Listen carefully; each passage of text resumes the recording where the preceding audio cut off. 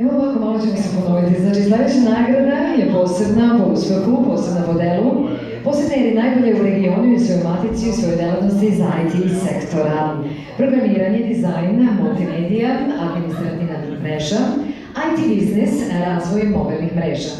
Najpraktičnija u IT sektoru za domaće i strane firme iz ove oblasti dolazi nam iz nama bliske i srodne Makedonije. Firma Ultanet Unet i gospođa Aneta Antova Peševa. Žena, supruga, majka, ravnopravna sa svim muškarcima više od 25 godina, bori se, stvara, predvodi i menadžeriše. Svih ovih godina u svetu biznisa u Makedoniji Aneta Peševa važi za ženu koja je neumorni pokretač, ženu koja inicira promene i uspešno rukovodi sa kompanijom sa više od 70 zaposlenih. Još daleke 89. godine Aneta Peševa zajedno sa svojim partnerima osniva prvu privatnu kompaniju za proizvodnju i održavanje kompjuterskih programa. Veliki broj makedonskih i regionalnih kompanija, banaka, osiguravajuća društva, carina, supermarketa, medicinskih ustanova i bolnice koriste aplikativni softver izrađen od strane kompanije Ultra.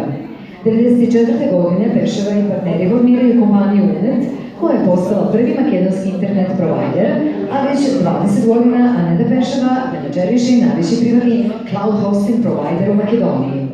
Preko kompanije Unet izrađeni su više od 300 web strana. Aneta Peševa je posvećen, veran i veliki prijatelj, altruista i humanista, uvek u pomoć marginalizovanim, siromašnim, obezbednim.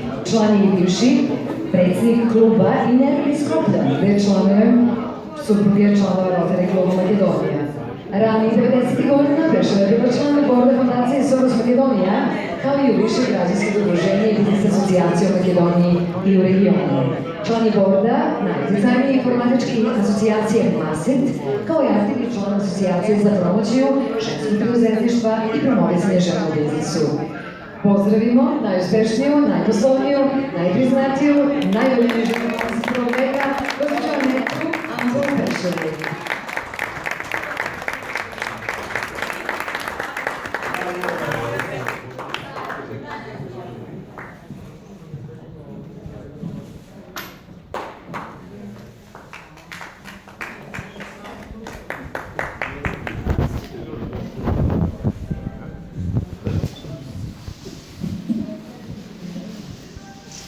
Stvarno mi je velika čast danas što sam ovde sa vama u ovoj velelepnoj dvorani i neću ništa dugo da pričam zato što ne znam kako će to da ne pokvarim utisak samog srpskog jezika. Zato ću samo da pozdravim Slađanu Petrović i stvarno mi je velika čast što sam danas ovde. Hvala vam.